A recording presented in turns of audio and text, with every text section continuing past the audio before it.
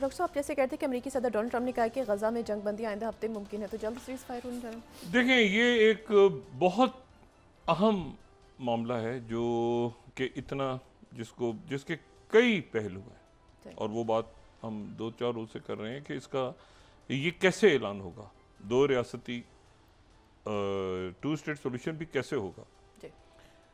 ये बात जो है, इसकी मैं थोड़ी सी इसमें बात ही बता दूँ, ये पेचीदा, ये बहुत बहुत पेचीदा मामला। पहले तो ये ध्यान में रखें कि यरूशलेम हज़रत दाऊद अलैहिस्सलाम के दौर में बना। हम पहले बहुत दफ़ा इसको डिस्कस कर चुके हैं। दाऊद अलैहिस्सलाम ने इसको एक इस तरह से, शहर को इस तरह से तामीर किया कि ये वॉल्ड सिटी है, यानी उसको वॉल्ड सिटी उसके तौर पे उस वक्त ही तामीर हुआ था। वॉल्ड सिटी मुराद जैसे लाहौर कहते हैं ना, तो उसी तरह से यरूशलेम के कहते हैं कि दीवारें हैं और दरवाजे होते थे और ये सारा, तो लाहौर के जैसे वॉल्ड सिटी है, यरूशलेम उस तरह तामीर हुआ। और ये इसको पानी इससे दूर रखा गया। शहर की तामीर के दौरान ख्याल रखा गया कि पानी दूर रहे, ताकि जब फौजें हमला करें तो उनके लिए पानी कम हो जाए, तो वो जाके दरिया उर्दन से या कहीं से मेडिटेरियन से वो इजिप्शियंस आएँ तो वहाँ से कहीं से पानी ढूंढते फिरें, पानी की उनको प्रॉब्लम हो जाए, और किले को जब दीवारों को बंद किया जाए तो शहर महफूज हो। इसको ख़ास अंदाज में तामीर हुआ था। अच्छा खैर, वो फर्स्ट टेम्पल पहली दफ़ा तबाह हो गया, दूसरा तबाह हो गया, तीसरा, जब तीसरा भी तबाह हो गया तो ये वो वक्त है जब बाज़ंतीनी सल्तनत का शिज़म हो चुका है। 1054 वाला शिज़म, यानी 2 हिस्सों में ईसाई तकसीम हो चुकी है। और पोप अर्बन कह रहे हैं कि जनाब ये चलो चलो, यानी जो कैथोलिक चर्च है वो कह रहा है कि चलो हमलावर हो जाओ यरूशलेम पे। ये आज तक जो कैथोलिक हिस्ट्री है या जो यूरोपियन हिस्ट्री है उसमें ये सवालिया निशान है कि उन्होंने ये क्यों कहा लोगों से कि हमलावर हो जाओ यरूशलेम पे, उनको क्या दिलचस्पी थी यरूशलेम पे। तो उस वक्त ये हुआ कि वो चूँकि ऑर्थोडॉक्स अलग हो गए थे और खाना जंगी हो रही थी बहुत ज़्यादा, और उस वक्त जो है वो चूँकि बहुत ज़्यादा ईसाइयत जो है वो अपना एक ख़तरा महसूस कर रही थी। और ख़तरा वो महसूस कर रही थी क्योंकि जो मुसलमान जिस तरह इस्लाम फैल रहा था, तो इस्लाम फैलता फैलता एक बराह रास्त चैलेंज बन रहा था रोमन सल्तनत के सामने। अब ये ज़हन में रखें कि इस्लाम फैल रहा था, तो इस्लाम के फैलने को और अरब फतूहात को ज़रा सेपरेट रखें। ये बात मैंने पहले भी की थी कि अरब फतूहात हो रही हैं, लेकिन वो अरब फतूहात जो हो रही हैं उन अरब इलाकों में बहुत बड़ी तादाद में अपने आप को महफूज तस्वुर करते हैं यहूदी भी, अपने आप को महफूज तस्वुर करते हैं ईसाई भी, और बाकी जो मज़ाहिब के लोग हैं वो भी अपने आप को महफूज तस्वुर कर रहे हैं। तो अरब फतूहात हो रही हैं, जिसने मुसलमान होना है वो हो जाए, अगर नहीं होना तो जो भी कवानीन है वो, लेकिन वो रोमन सल्तनत के मुकाबले पे वो फैलता जा रहा है, अरब फतूहात होती जा रही हैं। तो एक तो वो वहाँ पे ये हुआ कि ये शिज़म हो गया, लेकिन इसकी वजह बड़ी डिस्प्यूटेड है, वो लंबी बहस में चले जाएंगे। इसको मुख्तसर मैं छेड़ना चाह रहा हूँ कि वो आखिर पोप को क्या चढ़ी कि उसने यरूशलेम पे हमला कर दिया। तो पोप ने ये कहा कि भाई यरूशलेम सब इकट्ठे हो जाओ। उधर से उस ज़माने में वाइकिंग्स भी आ गए थे। वाइकिंग्स बाद में बात करूँगा। वाइकिंग्स ये जो जहाज़ों में घूमते फिरते थे, तलवारें लेके सर उठाते फिरते थे, जिनकी एक अलामत वो जो फिल्म है पायरेट्स द कैरिबियन वगैरह में वो वाइकिंग्स पे नहीं बनी हुई, लेकिन उस तरह की जो एक कैरेक्टर होते थे वो जहाज़ों में ही घूमते रहते थे। नॉर्मंडी उतर गए, फिर ये जो रस का इलाका है, ये जो यूक्रेन बाद में रशिया बना, यहाँ उतर गए, ऊपर स्वीडन में पहुँच गए, फिनलैंड में, तो ये सर काटते फिरते थे सारे। तो उनको भी साथ में ला लिया उसने, पोप ने। उन्होंने कहा यार ये बजाय आपस में मार रहे हैं, सारा मारा मारी चल रही है, तो सारे के सारे उधर यरूशलेम की तरफ चढ़ाई करो। अच्छा, ऑर्थोडॉक्स ने साथ देने से मना कर दिया, ये ज़हन में रखें। तो ये पहली सलीबी जंग हो गई, उसमें यरूशलेम चला गया, उनका कब्जा हो गया। फिर उसके बाद दूसरी सलीबी जंग में जो है वो नूरदीन जंगी ने शिकस्त दी, और तीसरी में सलाउद्दीन अय्यूबी ने यरूशलेम को वापस ले लिया और वहाँ पे शिकस्त हो गई। और फिर उसके बाद चौथी में वो चले गए और जाके ऑर्थोडॉक्स और आपस में लड़ते रहे सारे। अच्छा, अब सवाल ये है कि जो ये अब आ जाए अब आगे, तो सहूनी तहरीक बाद में चली, ठीक है ना, वो भी हमने कल डिस्कस कर ली। 1896 और 1897 के अंदर वो जो हल्स था उसने स्विट्ज़रलैंड और जर्मनी में कि सहूनी तहरीक होनी चाहिए, और वो बहुत ज़्यादा इंटरेस्टेड नहीं था। वो शुरू में इंटरेस्टेड नहीं था, वो था कि यहूदियों के लिए। और एक बात जहन में रखें कि जब वो उसने ऐलान किया कि मुझे यहूदी रियासत बनानी है, तो मजहबी रियासत नहीं, वो सेकुलर रियासत शो कर रहा था अपने आपको कि हम सेकुलर रियासत बनाएंगे, हमें कहीं पर भी आप जगह दे दें, सर्बिया के पास दे दें, आप चाहें तो हमें अर्जेंटीना में दे दें, चाहें तो आप हमें कहीं पर भी एक जगह में चाहिए, और ये सेकुलर रियासत बनेगी।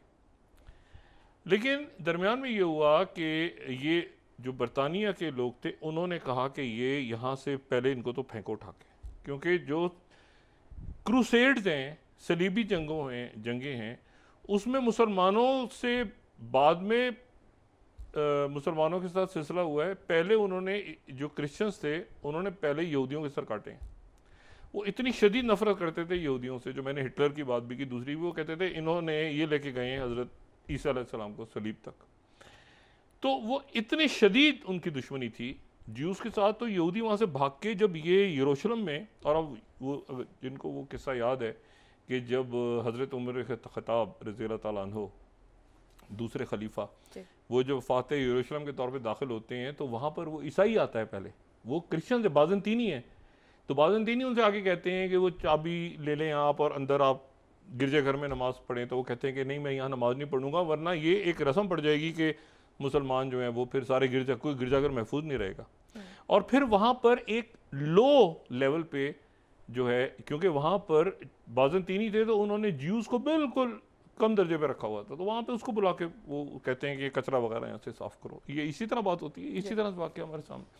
तो यहूदी मौजूद है, बड़े बुरे हाल में थे। लेकिन जब मुसलमान आ गए तो यहूदी सेफ हो गए, वहाँ पे अंदर अपने आप को सेफ फील करने लगे। अच्छा, अब यहाँ पर एक तीसरा मसला है जो इस वक्त ज़्यादा इंपॉर्टेंट है। वो मसला ये है कि जो कैथोलिक्स हैं, अब ये बात बड़ी इंपॉर्टेंट है, रोमन कैथोलिक पोप, वो इसराइल के खिलाफ रहे हमेशा।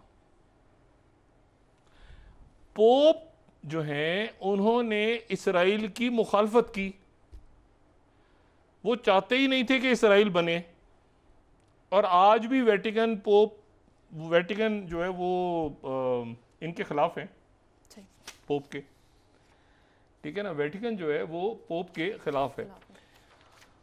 और वेटिकन जो है उसको जो दरमियान में एक और वाक़या जो है वो बड़ा इम्पोर्टेंट है, और वो जो वाक़या है वो ये है कि 1883 से 1546 के दरमियान एक जर्मन राहिब, क्रिश्चियन राहिब, उन्होंने ये ऐलान किया कि भाई ये पोप कौन होता है, बंदे और खुदा के दरमियान आने वाला। और उन्होंने एक तहरीक चलाई, उस बंदे, वो जो साहब थे उनका नाम था मार्टिन लूथर, ठीक है, वो जर्मन राहिब थे। और ये रिफॉर्म्स की तहरीक थी जहां से प्रोटेस्टेंट तबके ने जन्म लिया। अच्छा, ये जो मार्टिन लूथर हैं, इनको दूसरे मार्टिन लूथर के साथ मिक्स ना करें। वो जो ह्यूमन राइट्स थी, जो मार्टिन लूथर किंग जिनका मर्डर हुआ 68 में, वो मार्टिन लूथर किंग तो उनका सर नेम, मतलब फैमिली नेम था। ये दो मार्टिन लूथर हैं हिस्ट्री में। एक वो हैं जिन्होंने प्रोटेस्टेंट तबके की बुनियाद रखी थी, जर्मन थे वो। एक अमेरिकन थे, ब्लैक, जो ह्यूमन राइट्स के थे, वो मज़हब के थे, ये ह्यूमन राइट्स के थे। इनका मर्डर हो गया था। वो जो थे उन्होंने जनाब वो जो है वो थीसिस 95 उन्होंने लिखा, और जनाब उन्होंने कहा कि ये पोप कौन होता है, पोप के इख्तियारात को उन्होंने चैलेंज कर दिया। वो जहाँ से सेकुलरिज्म निकला कि हर जगह पर मज़हब को नहीं होना चाहिए दरमियान में, और वो निकला। यहाँ बादशाह सलामत आए बरतानिया के, वो थे हेनरी हश्तम, और ये 1491 और 1547 के बीच में। तो उन्होंने पोप से पूछा कि जी मुझे दूसरी शादी करनी है, इजाज़त दी जाए। पोप ने कहा आपको तो इजाज़त नहीं है कैथोलिक मज़हब के मुताबिक। उन्होंने कहा अच्छा, फिर मैं ख़ुद पोप हूँ। तो वहाँ से चर्च ऑफ इंग्लैंड बन गया। तो बरतानिया के लोग, बरतानिया जो है उसमें चर्च ऑफ इंग्लैंड जो है, तो यानी आप इस तरह समझ लें कि जो आर्च बिशप हैं वो प्रोटेस्टेंट्स की नुमाइंदगी करते हैं, पोप जो है कैथोलिक्स की करते हैं, और जो पैतरे हैं वो उधर की करते हैं, यानी ऑर्थोडॉक्स की। तो चर्च ऑफ इंग्लैंड बन गया आर्च बिशप। अच्छा, उन्होंने 6 शादियाँ की। फिर बहरहाल वो एक अलग मसला है, 4 की सुना है, गर्दन उड़ा दी उन्होंने अपने बेगमात की। बहरहाल वो प्रोटेस्टेंट यूके बरतानिया जो है वो कैथोलिक से प्रोटेस्टेंट हो गया। बरतानिया में कैथोलिक नहीं है, वेटिकन उधर है, यहाँ चर्च ऑफ इंग्लैंड है, ये अलग है वो अलग है, यहाँ आर्च बिशप है वहाँ पोप है, ठीक है। अब अमेरिका में क्या हुआ, अमेरिका 96% जो हैं वो प्रोटेस्टेंट्स हैं, वो प्रोटेस्टेंट्स हैं जो पोप को, अच्छा उन जो प्रोटेस्टेंट्स हैं यानी वो जो पोप को नहीं मानते, ये ध्यान में रखें। सिर्फ 2 प्रेसिडेंट्स हैं उनके आज तक जो कैथोलिक गुजरे हैं, एक कैनेडी और एक बाइडेन, बाकी सारे प्रोटेस्टेंट्स हैं, ठीक है। ये तो बात ये वो वेटिकन की ज़्यादा इज्जत नहीं देते, वेटिकन उनके नज़दीक बस ठीक है, और वो उनके अपने वो ज़्यादा चर्च ऑफ इंग्लैंड को भी नहीं मानते, उनके यहाँ वो मेथोडिस्ट और बैप्टिस्ट और वो लेकिन है बुनियादी तौर पर प्रोटेस्टेंट सारे। उनके अंदर एक और शाख है जो इवेंजलिकल्स हैं, वो 28% है, वो बहुत ज़्यादा सपोर्ट करते हैं रिपब्लिकन्स को। वो पोप को दज्जाल कहते हैं, एंटी क्राइस्ट, वो कहते हैं ये एंटी क्राइस्ट असल में ये पोप है जो वेटिकन में बैठा हुआ है। ये बड़ी एक अजीब मामला है। और वो ट्रम्प को कहते हैं ये तो चोजन वन यही है, इसी ने तो बनाना है, ये तो चोजन वन है। और ये उनमें जो इवेंजलिकल्स हैं वो जायनिज्म के करीब हैं। ये जरा कॉम्प्लेक्स हो गई ना बात। क्रिश्चियनिटी ऑर्थोडॉक्स बिल्कुल अलग हैं, कैथोलिक्स इसराइल के खिलाफ थे, पोप, ठीक है। और जो एक तबका अलग हो गया प्रोटेस्टेंट्स, उसमें भी एक शाख जो इवेंजलिकल्स की बनी वो सपोर्ट करती है जायनिज्म को, लेकिन वो पावरफुल है क्योंकि ये आईपैक शाईपैक ये इसराइली लॉबी सॉबी सारी वो है, और उनका बड़ा वोट बैंक भी है, और वो रिपब्लिकन पार्टी के ज़्यादा है। ट्रंप साहब उनके हैं। अब ट्रंप क्या ऐलान करेंगे?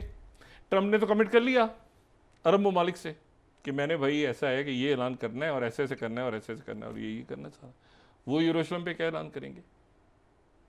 ठीक है, ये थोड़ी सी कॉम्प्लेक्सिटी है, इसको लेकिन समझना ज़रूरी है। अच्छा, ये मैं सिर्फ यहाँ पे 2-3 बड़े इंटरेस्टिंग रेफरेंसेस अगर जो हैं, ये न्यूयॉर्क टाइम्स देखें आप, ये पुराना है लेकिन अचानक एक ये जलसा हो रहा था, उसमें प्रोटेस्टेंट्स इंटरप्ट किया उन्होंने। पोप जब गए अमेरिका, वो खड़े हो गए, उन्होंने एंटी क्राइस्ट दज्जाल कहाँ से आ गए, 37th न्यूयॉर्क टाइम्स। अच्छा, फिर उसके बाद ये मैं मेन स्ट्रीम उनके जो पेपर्स हैं उसे कोट कर रहा हूँ। 36th ये मिशेल बैकमैन चर्च सेज के pope is anti Christ, Atlantic 2011 का, एटलांटिक, ठीक है। ये मतलब मेन उनके जो वो हैं सारे। फिर उसके बाद 2022 का 35th why the Vatican stood in the way of British mandate. ये वेटिकन कहाँ से खड़ा हो जाता है? बरतानिया ने जब इसराइल को बनाया बीच में, तो वेटिकन कहाँ से खड़ा हो जाता है? 1922 में पोप पायस ने कहा इंसिस्टेड के religious places of worship in Palestine be kept entirely under Christian control. ये कौन है कहने वाला? देखिए ना, ये जो है पोप चूंकि खिलाफ थे, ये बड़ी इंपॉर्टेंट बात है कि वेटिकन खिलाफ है, प्रोटेस्टेंट्स का एक तबका जो इवेंजलिस्ट हैं वो सपोर्ट करते हैं ज़ायनिज़्म को, बाकी नहीं करते, लेकिन वो थोड़े हैं। अमेरिका में जो अक्सरियत है वो कैथोलिक नहीं है, ध्यान में रखें, वो प्रोटेस्टेंट है। उनके पे आगे फर्दर डिविजन्स हैं, वो मुख्तलिफ नामों से, बैप्टिस्ट, मेथोडिस्ट, ये वो सारे वो, लेकिन ध्यान में रखें कि वो कैथोलिक नहीं है। अच्छा, फिर उसके बाद अगर हम चले जाएँ 34th यरूशलेम पोस्ट, री writing the Bible and calling Israel's war shameful, pope Francis changing stance on Israel. 2015 में सारा मीडिया उनके लग गया। 2025 में वो जनाब पोप ने कहा कि ये जो है ये पीछे लग गए सारे। अच्छा, उसके बाद जेरूशलम पोस्ट 2015 में pope Francis lining himself against Israel. अच्छा, वो इसराइल के अगेंस्ट, वो उन्होंने कहा कि भाई वेटिकन की पोजीशन इसराइल के बारे में बड़ी क्लियर है, वही है जो शुरू से है, मैंने कोई पोजीशन चेंज नहीं की। मैं वो बात कह रहा हूँ जो तो ये पोप ये वेटिकन को पसंद नहीं करते, ये बात ध्यान में रखें। वेटिकन को ये पसंद नहीं करते, ये पसंद करते हैं इवेंजलिस्ट, और इवेंजलिस्ट एक ख़ास तबका है जो कि प्रोटेस्टेंट्स का तबका है। अच्छा, उसके बाद जनाब आप आ जाएं ये 32nd जूइश वर्चुअल लाइब्रेरी, ठीक है, वेटिकन इजराइल रिलेशन, जिन्हें पढ़ना उसको पढ़े, Vatican opposite Jewish home in Palestine. ये 1943 की ये इनकी डिटेल्स हैं, जिसमें वेटिकन ने एक तरह से आप समझ लें कि एलामिया जारी किया था कि हम इसराइल के खिलाफ हैं, और ये पैलेस्टाइन जो है इसको इंटरनेशनल सिटी बना दिया जाए, यरूशलेम, और इसको किसी तरह से यहूदियों के अंडर ना दिया जाए। ये वेटिकन का एलामिया है, यानी उनका स्टांस है जो आज तक है। तो वेटिकन जो है वो इसराइल के अगेंस्ट है, और आपने नहीं देखा होगा कि वेटिकन, वो आपने देखा वेटिकन जो है वो गजा के लिए आवाज़ें वहाँ से आती रहती हैं, 2 रियासती हल, ये वो इसराइल पसंद नहीं करता है। इसराइल पसंद करता है ये जो मौजूद है यहाँ पे जो अमेरिकन। अच्छा, यहाँ पर अब ट्रम्प बैठे हैं, ट्रम्प ने वादा कर लिया कि मैं तो 2 रियासती